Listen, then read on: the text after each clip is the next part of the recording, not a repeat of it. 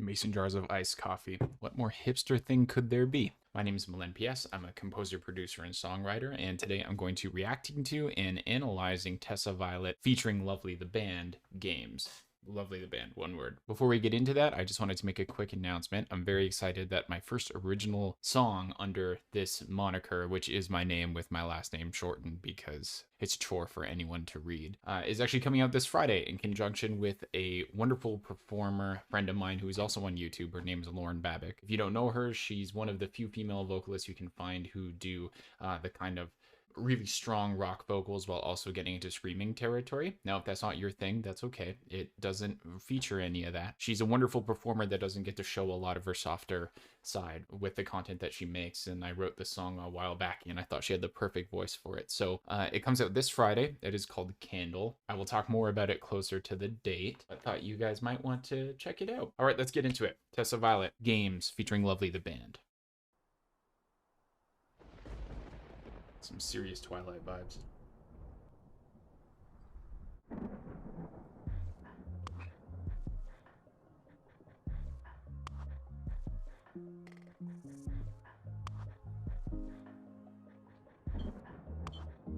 Okay, so we're in F minor. I don't want a piece of that, 'cause I know there's no peace in that.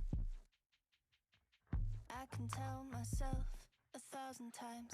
Cool. I'm really liking the noises that are appearing on either side. Oh, and that static is really neat too. I'll agree that maybe I just couldn't see that there ain't nothing wrong with us at all. So we're in the key of F minor. We got this really minimal kind of modern production where it doesn't really get too big until the chorus. The chord progression, it's not really a full chord progression. It's more kind of just the root notes. It's implied F minor, D flat major, A flat major, and E flat major. Or what is this?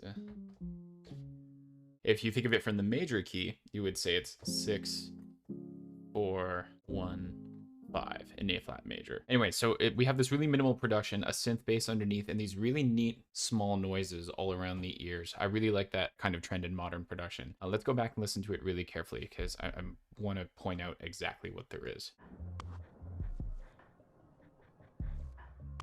So we have a synth in the back, just kind of arpeggiating a little.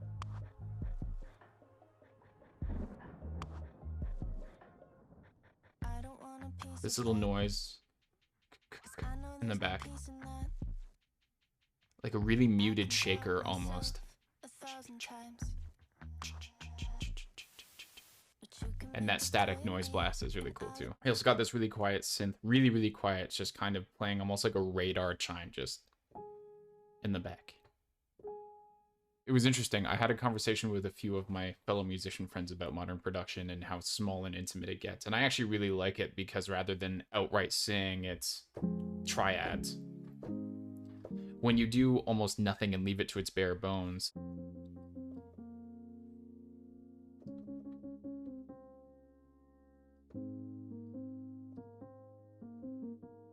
your mind kind of fills in a lot of the blanks, and I think that not outright saying, maybe that's just my preference, but not outright saying everything you're doing, when you just have bare bones like that with the melody on top, it lets the melody kind of color the harmony a little bit more, because, you know, if you just have the note F, and then your melody starts on the C, that's a little less obvious than going... At least for me, my brain kind of fills up what it could be, and it lets like that minimalistic approach make it seem a little bit more interesting because I'm not listening for like 5 layers of harmony where you're assuming where each voice is going to go in the chord. The melody colors the chord itself, and it's not even really like a chord. Whereas if we did it with full triads,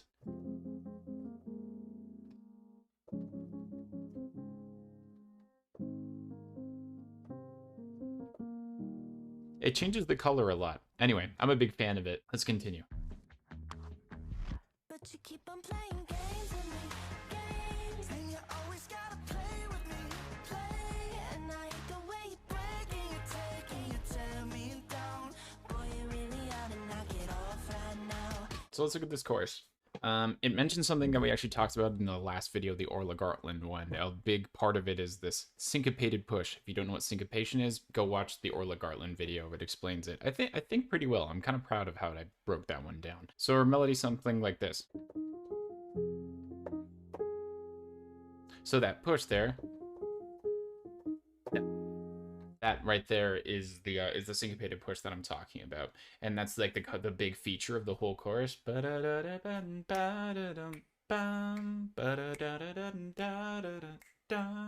So it sounds like we also have stereo percussion, like the percussion is split on either side of the image, or the audio image.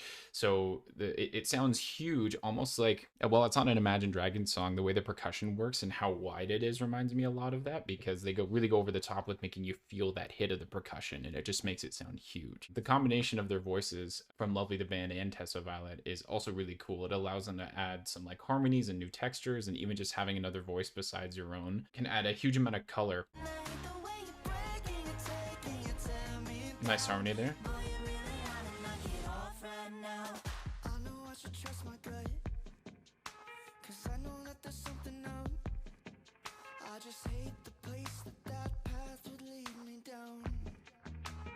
So far in the second verse, it's almost the same. It sounds like the drum beat might be a little bit more involved the second time around, based on what I remember the first. And then there's also, it sounds like it's a guitar. It could be a synth, like a guitar with a bunch of pedal on, a guitar with like maybe a delay with a bit of a twangy tone to it, kind of filling in some of the empty space between the vocal lines, because the vocal line is pretty scarce, right?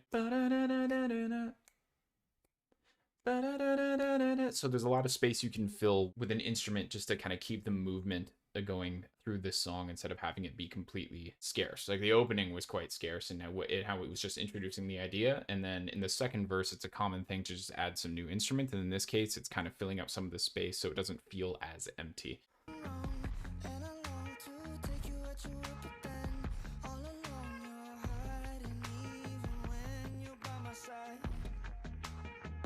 Again, that little percussion.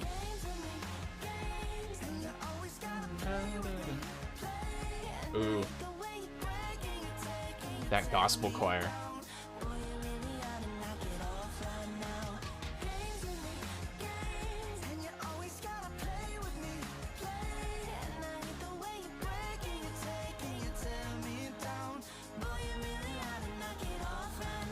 Yeah, that gospel choir is really cool. I'm always a fan of gospel choir. It's not too loud in the back, but it kind of pushes with that syncopation.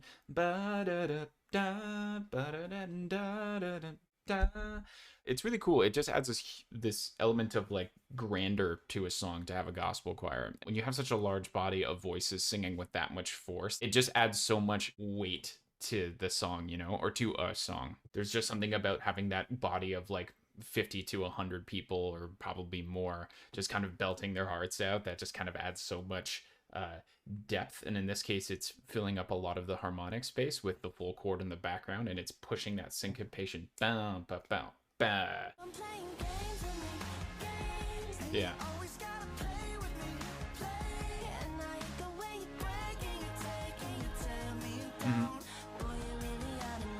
Okay, cool. It's filling up a little bit of the chord. And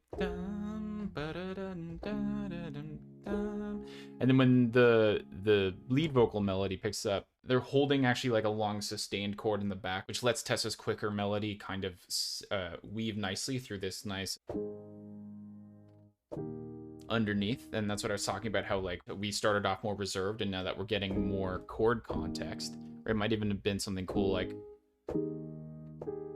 yeah, when you get these rich chords underneath it introduced into the second chorus, it just lets the song develop really, really, really well. And compare that with a full gospel choir and this, like I said, this like stereo wide percussion. It gives the song a really good sense of progression and a destination that it's trying to reach to.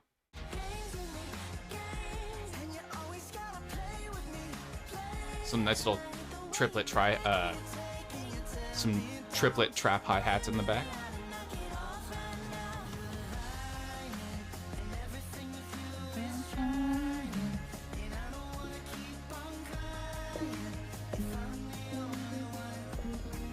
So it looks like we've gotten to the bridge melody. This chord progression is quite huge and it's used quite often. What I do really like about this bridge though is that it has this like one note ascending melody that makes it quite I don't know, it makes it quite dramatic. It feels like it's reaching up to a climax. It really just follows this kind of one note ascension, always going down to the A flat. And then ends like that by going back to the C and back to the B flat.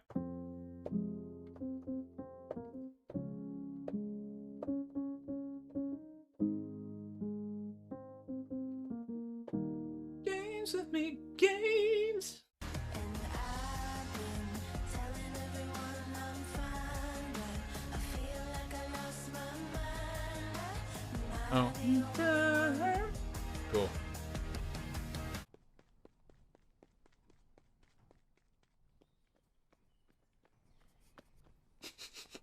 No way. Peter? Tessa? Whoa. Gotta love the green screen. Whoa. Whoa. Whoa. I can't believe you're really here. Oh yeah, that audio quality. We're definitely in the same room. In the I green really am screen. here in this location. Oh, that forearm is hilarious. Can I play? No. And you keep on playing games with me. No more games, Peter. No more games. Play with me. Play. And I hate the way you're breaking and taking and tear me down. Nice harmony there. And that gospel choir. Now, games with me. Games. And you always gotta play with me. Oh, not that time. Okay. Yeah, the percussion in this is huge. We got the trap hi-hats. Sounds like maybe a stereo snare. Gospel choir, just gigantic.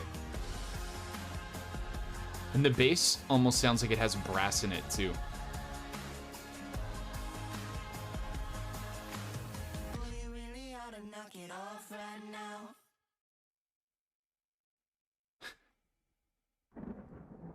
Nice. Maybe I should go back and watch Twilight again after this. Just kidding, never gonna do it. Cool, that was really sweet. Games by Tessa Violet and Lovely the Band. So, that chord progression, they did a really good job in not making it sound tired after a while, because with 4 chord songs, it can get really tiring to hear the same progression, that you need to have some variation in melody. And although it never really stopped, I think the different ways the melodies moved as the song progressed always kept it kind of interesting. So we have the verse one. And then we had the chorus.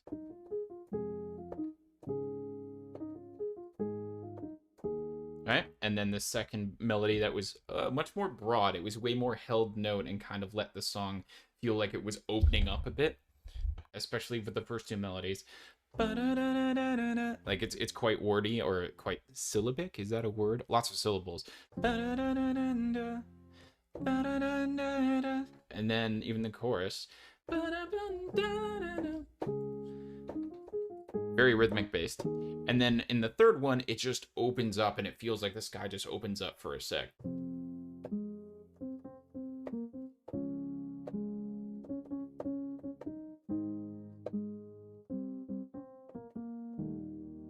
Yeah, that was cool. I like how there was that conscious effort to not make the melodies all sound too similar. The percussion mixing in it was huge. I really like that. It went from these really small noises that don't really have any like harmonic musical texture. The effect of using sounds like that is something I'm hearing a lot more in pop music, and I do really enjoy it because it adds some really nice timbre, and timbre, if you don't know, is basically musical texture.